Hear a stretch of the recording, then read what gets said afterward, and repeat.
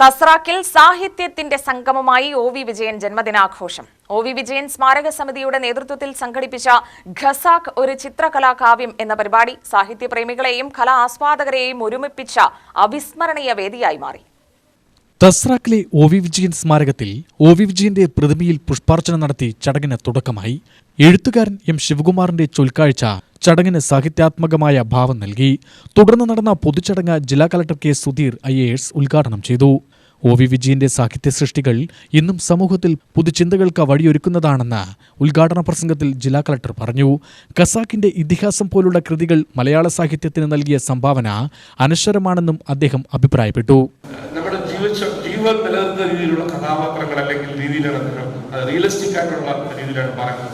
എങ്ങനെ ഒരു വൻപാറ മലയിൽ ഉരുണ്ടുരുണ്ട് താഴെ കുറച്ച് കല്ലായിട്ട് ഗോളാകൃതിയിലാകുന്നത് വളരെ മനോഹരമായിട്ട് അദ്ദേഹം പറയുന്നുണ്ട്.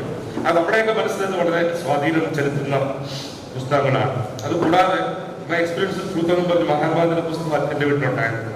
പക്ഷെ എന്നെ കൂടുതൽ ആ വിഷയമൊന്നും ആയിരുന്നില്ല.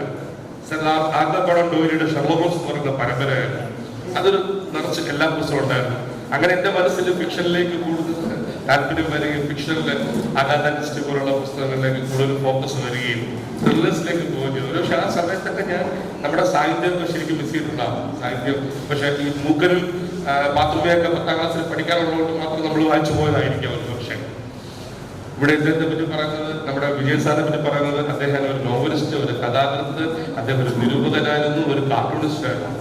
ഒരുപക്ഷെ എൻ്റെ വീട്ടിൽ ഹിന്ദു ഇൻഡസ്ട്രീസ് വരുത്തിയത് കൊണ്ട് ഞാൻ R.K. ലക്ഷ്മണന്റെ അന്നത്തെ കാർട്ടൂണാണ് കൂടുതൽ കണ്ടിരുന്നത്. വിജയ സാറും കാർട്ടൂണിസ്റ്റാണ് കാണുന്നത് തന്നെ പിൽക്കാലത്താണ്. ഞാൻ IAS പഠനം തുടങ്ങുന്ന സമയത്താണ് ഇവരെ പറ്റി പഠിക്കുന്നത്, മനസ്സിലാക്കുന്നത്. നമ്മുടെ IAS പഠനം ഒരു കേരളത്തെ പറ്റി ഒരുപാട് പഠിക്കാൻ സാധിച്ച ഒരു മേഖലയാണ്. പക്ഷെ എന്നെ സ്വാധീനിച്ചത് കഥാപാത്രങ്ങൾ പോലെ തന്നെ വ്യക്തികൾ സ്വാധീനിക്കും. എഴുത്തുകാരുടെ പ്രത്യേകതയുണ്ട്. എഴുത്തുകാരൊന്നും കാണുന്നില്ല, അവർ നിരീക്ഷിക്കുകയാണ്. ഞാൻ കണ്ട ഏറ്റവും വലിയ ഒരു കലാകാരൻ എന്ന് പറയുന്നത് നമ്മുടെ ഇപ്പം ജീവിച്ചുകൊണ്ടിരിക്കുന്ന നമ്മുടെ നടനായ നമ്മുടെ ജഗദീഷ് ശ്രീകുമാറാണ്. ഞാൻ എൻ്റെ മനസ്സിൽ നമ്മുടെ പ്രസിദ്ധനായ മെയിൻ ധാരണിക്കുന്ന നടന്മാർ ഒരുപാട് കാണും. മമ്മൂട്ടി, മോഹൻലാൽ കൂടെയുള്ള തിലകനായ ആയിക്കോട്ടെ, അവരെ വെച്ച് കമ്പയർ ചെയ്യുമ്പോൾ ഞാൻ എൻ്റെ മനസ്സിൽ കാണുന്നത് ഏറ്റവും നല്ല നടൻ ജഗദീഷ് ശ്രീകുമാറാണ്. ഒ.വി. വിജയൻ സ്മാരക സമിതി ചെയർമാൻ T.K. നാരായണദാസ് അധ്യക്ഷത വഹിച്ചു. എഴുത്തുകാരൻ സുസ്മേഷ് ചന്ദ്രോത്ത് അനുസ്മരണ പ്രഭാഷണം നടത്തി. ഒ.വി. വിജയന്റെ രചനകളിലെ സാമൂഹികവും ആത്മീയവുമായ തലങ്ങളെ അദ്ദേഹം വിശകലനം ചെയ്തു. ആത്മീയവാദിയായിരിക്കുമ്പോഴും പ്രാസ്ഥാനിക മതങ്ങളുടെ അർദ്ധശൂന്യത ഉദ്ഘോഷിച്ച എഴുത്തുകാരനായിരുന്നു ഒ.വി. വിജയനെന്ന് സുസ്മേഷ് ചന്ദ്രോത്ത് അഭിപ്രായപ്പെട്ടു. മതാതീയമായ സത്വമായിരുന്നു അദ്ദേഹത്തിന്റെ രചനകളിലുണ്ടായിരുന്നത്. ഇതെല്ലാം കിട്ടിയത് അദ്ദേഹത്തിന്റെ കുടുംബ പാരമ്പര്യത്തിലായിരുന്നു. ഈഴവനായിരുന്ന കിട്ട ജോൺ കിട്ടിയായി മാറിയത് ചരിത്രത്തിന്റെ ഭാഗമാണ്. അദ്ദേഹം വിജയന്റെ അമ്മയുടെ അച്ഛനായിരുന്നു. വിജയന്റെ സാഹിത്യ സൃഷ്ടികൾ വൈജ്ഞാനികവും പാരിസ്ഥിതികവുമായ അനുഭവങ്ങൾ പകർന്നു തന്നു. മലയാളമുള്ളിടത്തോളം വിജയന്റെ രചനകളുടെ തിളക്കം കൂടുകയുള്ളൂ എന്നും സുസ്മേഷ് അഭിപ്രായപ്പെട്ടു. നിരൂപകനും ഒ.വി. വിജയൻ സ്മാരക സമിതി വൈസ് ചെയർമാനുമായ ആശാ മേനോൻ സ്മൃതി പ്രഭാഷണം നടത്തി. വിജയന്റെ സാഹിത്യവും ചിത്രകലയും തമ്മിലുള്ള ആത്മബന്ധത്തെക്കുറിച്ചുള്ള അവതരണം ശ്രദ്ധേയമായി.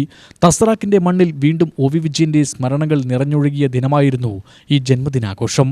നിരൂപകരായ professor P.A. Vasudevan, doctor C.P. Chithrabhanu, എഴുത്തുകാരായ T.K. ശങ്കരനാരായണൻ, ശ്രീകൃഷ്ണപുരം കൃഷ്ണൻകുട്ടി, നിരൂപകരായ Raghunathan Parali, K.P. Ramesh, doctor P. Murali, പ്രഭാഷക ഡോക്ടർ C.P. ചിത്ര, കവി ജ്യോതിബായ് പെരിയടത്ത, എഴുത്തുകാരായ സുരേഷ് കോഡൂർ, മോഹൻദാസ് ശ്രീകൃഷ്ണപുരം, രാജേഷ് മേനോൻ, P.V. സുകുമാരൻ എന്നിവർ പ്രസംഗിച്ചു.